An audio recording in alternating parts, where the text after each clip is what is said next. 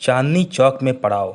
चांदनी चौक में खरीदारों, फेरी वालों, मुंशियों, छोकरों, साधुओं, जौहरियों, नाइयों और जेबकतरों की भीड़ के बीच हम अपने आप को काफ़ी सुरक्षित महसूस कर रहे थे।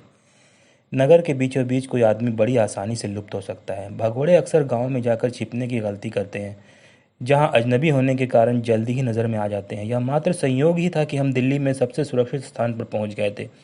यहाँ तांगों, बैलगाड़ियों, साइकिलों, रिक्शों और नई व पुरानी कारों में एक दूसरे से आगे निकल जाने की होड़ लगी थी। जिस वाहन के पास हॉर्न था वह उसे बजाने से चूकता नहीं था, और जिस पर घंटी लगी थी वह उसे बजाने से बाज नहीं आता था। जिस किसी के पास कुछ नहीं था वह अपने गले का ही प्रयोग कर रहा था। हम एक मिठाई की दुकान पर गए। दलजीत ने छक कर गुलाब जामुन खाए, मैंने थोड़ी सी सुनहरी जलेबी खाई। तभी एकाएक पानी बरसने लगा। हमने दौड़कर एक बरामदे में शरण ली। जब वर्षा ने वेग पकड़ा तो लोग भागते दिखाई पड़े। देखते ही देखते सारी भीड़ छट गई। एक दो कारें तेज बहते पानी से निकलती हुई गुजर गई। आवारा गायें कूड़े कचरे के ढेरों पे मुंह मार रही थीं। फिर कुछ कम उम्र छोकरों का एक झुंड कुत्ता बांधता हुआ आया। सड़क बाढ़ आई नदी जैसी लगती थी। छोकरे जब बारिश से पानी भरी नाली के निकट पहुंचे तो उसी में कूद पड़े और धमाचौकड़ी मचाते हुए हो हल्ला करने लगे। गेंदे के फूलों का एक हार सड़क के बीचों बीच बहता हुआ निकल गया, और फिर बारिश एकदम थम गई। सूरज निकल आया। एक कागज़ की नाव तैरती हुई मेरी टांगों के बीच से निकल गई। अब कहाँ चलें? दलजीत बोला। स्टेशन तो सुरक्षित जगह है नहीं, किसी दूसरे रास्ते से दिल्ली से निकलना होगा। अभी तो रात काटने के लिए कोई सस्ता सा होटल ढूंढते हैं। अरे हाँ, मेरे पास अभी 30 से ज़्यादा रुपए हैं, दलजीत बोला। मेरे 10 रुपये मिलाकर भी तो दोनों के लिए काफ़ी नहीं होंगे, और यदि टिकट खरीदने पड़े तब बिल्कुल भी नहीं होंगे। हम टिकट खरीदेंगे ही नहीं, दलजीत बोला। होटल ढूंढने में हमें अधिक समय नहीं लगा। होटल का नाम था ग्रेट ओरिएंटल होटल, जो एन पुलिस स्टेशन के पीछे था। उसकी हालत ऐसी थी कि उसे तीसरे दर्जे का होटल मानने में भी संकोच हो।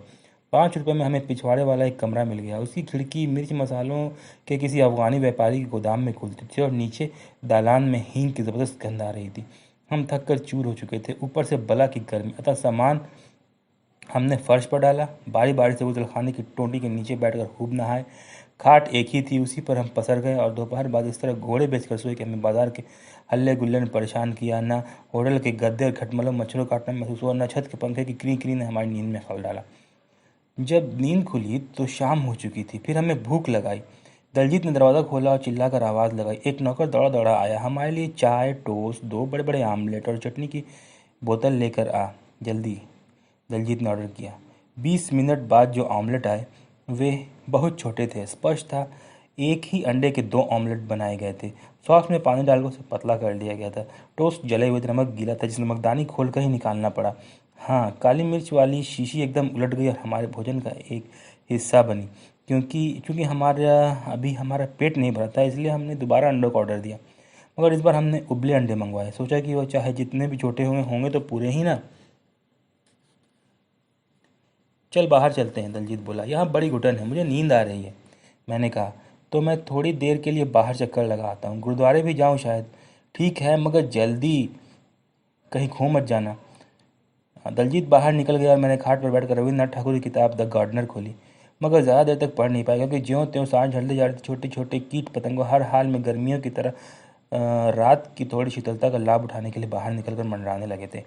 फिर गर्मी के कारण दुबके पड़े दीमक, चींटी आदि मकोड़े भी ज़मीन और दीवारों की परतों को दरारों को निकल निकल कर बाहर आने लगे थे। जहाँ भी कोई छेद या दरार थी, उसमें से बड़े बड़े पंख युक्त पतंगे अपने जीवन की पहली और अंतिम उड़ान भरने के लिए निकल चले आ रहे थे। पहले वे अपने पर फड़फड़ाते इधर उधर मंडराते, फिर प्रकाश की तरफ आने वाली अपनी एकमात्र निर्दिष्ट दिशा में, यानी शहर भर के बिजली के बल्बों, सड़क वाले बिजली के खंभों और मिट्टी के तेल से जलने वाले चिरागों, लालटेनों की तरफ कूच कर जाते। हमारे कमरे के पास वाला बिजली का खंभा पतंगों के एक विशाल झुंड का आकर्षण बना हुआ था। वहाँ आ जुटे पतंगों के झुंड को देखकर ऐसा प्रतीत होता था मानो कोई विशाल काया धीरे धीरे हिल डुल रही हो। यह वक्त छिपकलियों के लिए भी काफ़ी बढ़िया था। ऐसा प्रतीत होता मानो हफ्तों धैर्यपूर्ण प्रतीक्षा करने के बाद वे भी अपने तोहफे हासिल करने के लिए निकल पड़ी हों। वे अपनी लिसी गुलाबी जीभ लपलपाते फुर्ती के साथ कीड़े मकोड़ों को चट कर जाती रही, यह सोचते हुए कि ऐसी दावत अगली गर्मियों से पहले दोबारा मिलने से रही। वे घंटों अपने पेट ठूस ठूस कर भरती रही। पूरी गर्मियों भर ये टिकट पतंगे अंधकार से प्रकाश की ओर की अपनी इस उड़ान में प्रयत्नरत रहते हैं, और आज़ादी हासिल करने के सूरत में उनमें से एक भी सही सलामत नहीं बच पाता। मुझे ऊँग महसूस हुई और मैंने अपनी आंखें बंद कर लीं, लेकिन शहर के यातायात का लगातार शोर खिड़की के रास्ते अंदर आता आ रहा था। जहाज़ और दूर दराज के बंदरगाह बहुत दूर प्रतीत हुए और उतनी ही दूर प्रतीत हुई पहाड़ियाँ और उनसे निकलने वाले झरने। इसी बीच किसी वक्त मेरी आंख लग गई, जो दलजीत के लौटने के बाद ही खुली। मैंने समस्या हल कर ली है, आते ही वह प्रसन्न मुद्रा में बोला। हम ट्रेन व्रेन का झंझट मोल नहीं लेंगे। मैंने एक ट्रक ड्राइवर से दोस्ती काट ली है, कहता है हमें जयपुर तक ले जाएगा। करीब 300 मील तक का सफ़र है, फिर जयपुर से रेलगाड़ी पकड़ना काफ़ी सुरक्षित होगा। तेरा दोस्त कब ले जाएगा? ट्रक सवेरे 4 बजे जाएगा। अभागों को आराम कहा, मैंने झुंझला कर कहा। फिर भी बेहतर है जितनी जल्दी हो सके यहाँ से निकल चले। आज बुधवार है और मेरे चाचा का जहाज़ शायद शनिवार को जाएगा। ट्रक ड्राइवर के कितने पैसे देने होंगे? कुछ नहीं, फोकट में सवारी करेंगे। ड्राइवर भी सीखा और मैंने उसे यह कहकर बहकाया कि हम एक दूसरे के रिश्तेदार हैं, यानी कि मेरे जीजा की शादी उसकी साली की भतीजी से हुई है।